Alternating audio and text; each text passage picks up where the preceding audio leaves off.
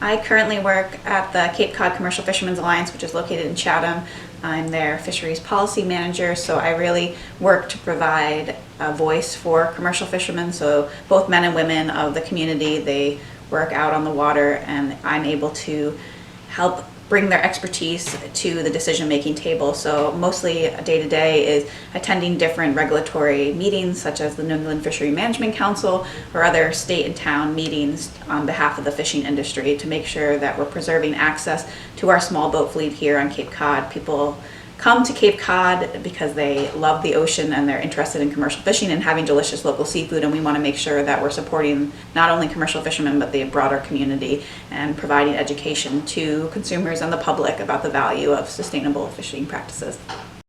Yeah, so what drew me to Cape Cod was right after college I wanted to become an at-sea monitor and Northeast Fisheries Observer. So I applied to that program, which is based in Falmouth, Massachusetts, where you get trained as a government scientist to go out on commercial fishing boats. So for 2.5 years I worked on boats from Maine to New Jersey, as well as ports on Cape Cod such as Sandwich, Chatham, Wellfleet, and got to work closely with the commercial fishing industry. So that was really my first experience living on Cape Cod and working there. But I had also been familiar with Cape Cod from the Sea Education Association in Woods Hole. I did a summer program in high school where I sailed off the Southern California Bight in California with a tall ship, the Robert C. Seaman. For me, growing up in New Jersey, I was right outside New York City, so my parents often in the summer would take us along the coast. I went to Acadia National Park in Maine and Bar Harbor. I did a lot of marine biology summer camps as a kid in Acadia Institute of Oceanography, but I loved exploring the tidal pools and picking up all the creatures like sea urchins and nudibranchs, and just really curious about the connection we had to our local waters, both the ocean and rivers. And so, throughout undergraduate, my degree, I really wanted to take courses where I could learn more about the environment and climate change, and particularly marine fisheries. Science was always a struggle for me. I definitely wasn't the best test taker, but I worked really hard, and so it was always a passion of mine that I was unsure if I would be successful at. But in college I got to study abroad in the Caribbean, where I worked closely with artisanal fishermen, and that really, I think, was a pivoting moment for me, where I realized I really wanted to work closely with the fishing industry and bridge that gap between the scientists and managers and the fishing industry. And so I think always at a young age I was interested in the ocean, but when I had an opportunity to work closely with communities, it was something that really made me want to pursue that in my graduate program. So many of the fishermen we work with on the Cape Cod are both lobster and Jonah crab fishermen. They do trap fishing for black sea bass, scup to tog. There is gillnet for spiny dogfish, winter skate, and monkfish. Other groundfish species such as cod, haddock, some white hake. I'm trying to think about, there's also scallop dredge, so they're going for Atlantic Sea scallop. There is clam dredge, so for ocean quahogs. We also have guys that are shellfish for oyster and ocean quahogs, trying to see mussels. There are also trawl vessels that go for squid, which is calamari. And I'm probably missing something, a variety of different species on the Cape that most people come to get.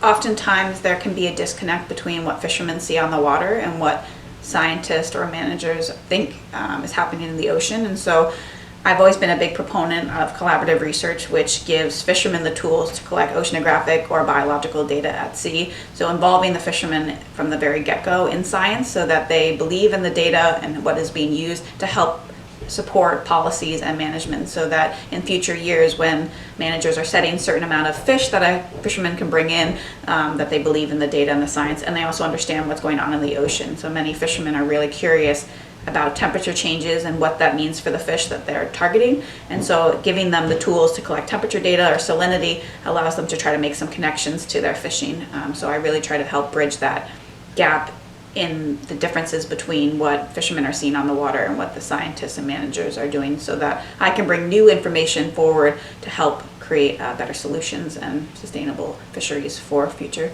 generations of fishermen.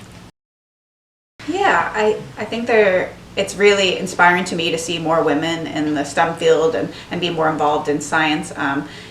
when I worked in Rhode Island, there were certain women that were involved in like the bait companies or helping with net mending and building of conservation gear engineering.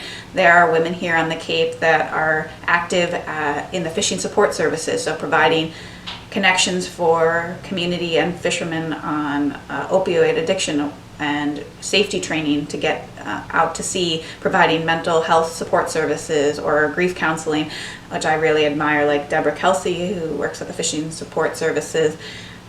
One of my biggest mentors is Anna Mercer. She's the branch chief of the Cooperative Research Branch at NOAA, so she works in Narragansett, Rhode Island, but runs a collaborative research team of scientists that work closely with the fishing industry. I also worked really closely with Dr. Kate O'Keefe. She ran her own independent consulting firm called the Fisheries Application Consulting Team, FACT, but she now was recently appointed the executive director of the New England Fishery Management Council, which is one of the 8 regional councils in the United States that manages fisheries, so that was a really big promotion and well-deserved. I think of Cassie Canastra from New Bedford, who runs the seafood auction. I think of the Eldridge's family, Morgan and Shannon, and the great work that they do on Cape Cod. There's also the Women of Fishing Families on Cape Cod. That's an organization that works really closely with, lifting up the community and making the fishing industry a priority. And so I really respect that. There's probably a lot more, but I think there are a variety of different professions that women can do. They can actively be fishing themselves on the water, doing weir fishing, lobster trap. I can think of Caitlin Townsend, who works for Net Your Problem and does recycled fishing gear all along the Cape Cod and other areas of the nation that are really important. But I do think another really important job that people don't always talk about is sole parenting and taking care of the home finances when your spouse or partner is out to sea. There are plenty of women that go to sea, but there is definitely a lot of hard work and effort involved in staying at home and helping take care and raise a family while your partner is risking their life. So when I became an at-sea monitor in 2011, when I used to call captains and go out to sea, many of them would say that women were considered bad luck, or that they didn't want to take a woman, whether it was a concern for their wife or girlfriend having a young female on board, or that it was a superstition and bad luck, just like bringing a banana on a boat. There was often this perception of whether they felt comfortable having a female, in a personal confined space 12 days offshore. And I did feel that over time they were more accepting of that and really saw me as a daughter and someone that they respected. I also feel like when I first started, a lot of the equipment, the bibs, they call it grundens, they're bright orange, really weren't fit and set up for females. Even the boot sizes, you always had to order men's boot sizes to try to convert to get them to be the right size that fit. But over time, Grundens has really worked on developing more curvy friendly for myself, or other avenues that really create the length for different size bodies and types that I think is really important. I think for funny moment at sea, I was we were the fishermen were dragging a trawl net and they dumped all the catch, and there was a fin sticking out of the pile, and the captain was like, "It's a shark, Aubrey, watch out." And I panicked because I was like a new young female, like, I don't know if I want to get bit by a shark. And then all of a sudden, like, the pile jumped, and I was like, "What?" And they're like, "Yeah, it's a torpedo ray. They like have electromagnetic, and they'll shock the fish, and that's like part of their tactic for hunting their prey." And so it was kind of like a funny story that they were just messing with me because they wanted to see if I get scared with the shark. But to see a torpedo ray was like really cool. So that was kind of a neat experience. But involving collaborative research, for me, I think getting fishermen's data used in management has always been a win for me. Oftentimes fishermen can feel like they're a part of science, and then it just sits on a desk and never gets used. And so I worked for the Commercial Fisheries Research Foundation for several years in Rhode Island, and I ran a lobster and jonah crab research fleet where we gave fishermen digital calipers and measuring equipment and tablets so that when they were out on their normal fishing day, they could collect information.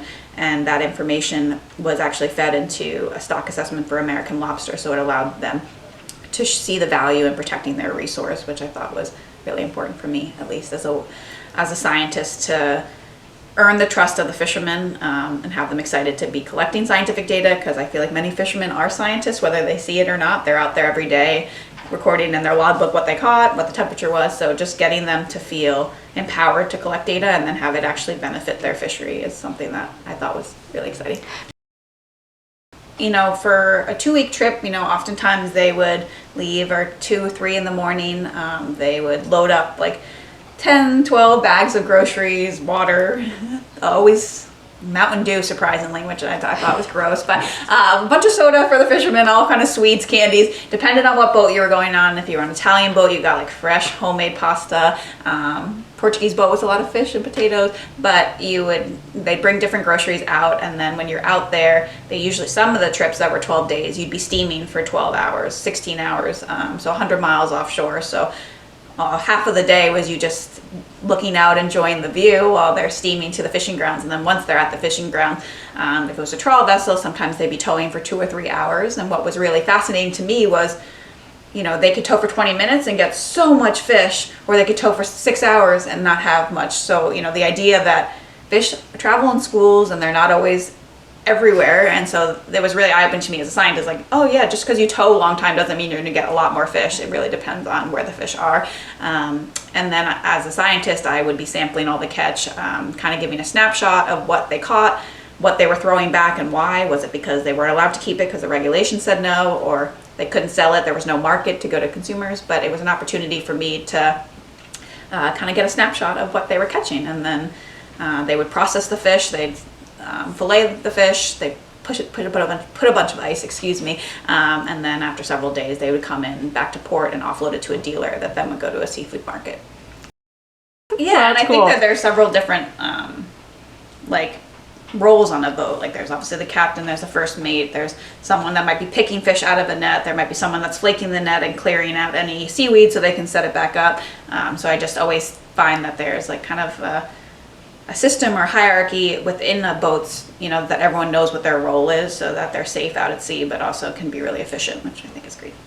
Yeah, I feel like being a woman of the water, all of us can relate to, whether we visit the Cape on vacation or we live here or live along the coast. I think many of us are connected by the ocean and the rivers, and that we care about protecting and maintaining for both healthy fish stocks, but also strong working waterfronts, and making sure that the fishermen and the support businesses in our coastal communities are protected. And at the Fishermen's Alliance, that's something that I really work really hard to preserve access. So make sure that fishermen are able to harvest the species that come to our waters, whether they're historical and they've been here all along, or they're moving up from the coast because of climate change or warming waters. We want to make sure that we're supporting the community and providing healthy, delicious seafood. These are small mom and pops that are not only trying to support their families, but also care and have pride in supporting their communities. And I think when you eat seafood, you're reminded of that connection that we have to the men and women of the working waterfront who make their livelihood at sea, and hope that you enjoy their delicious seafood on your plate.